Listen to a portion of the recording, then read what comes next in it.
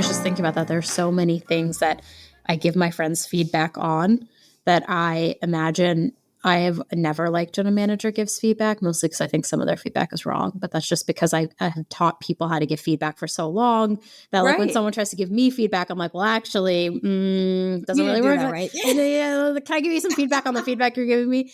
But you're like, you're so right. Like you give your sister, your mom, your best friends, you're giving all of them feedback. Like why in work? I think in work it becomes added pressure because we start to think to ourselves like this person, this feedback now could potentially impact my livelihood because we've tied performance and feedback, compensation and feedback so closely together. So going all the way back to your first point when you said we should remove them, I do think that all of these things tied together. Exactly. Right? There's a thread through all of these things.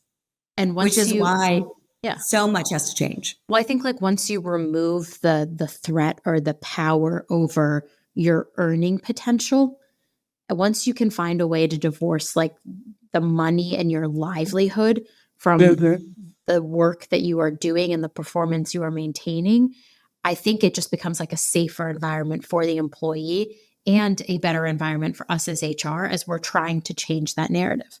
Like everyone always worries, like, does my manager like me? Because I'll only get a raise if my manager likes me. And it's like, that should not be our reality. That is like a version of the old boys club, essentially, like getting good and you get the promotion, you get the reward. And it's like, it shouldn't be like that. When it's just like another version of like, well, I was on the golf course that day and you weren't, so I get the promotion. Or I went to college with that person. Right. Like, no, that doesn't matter. I love that we connected point 1 and point 2. That was like totally accidental, honestly. So good job.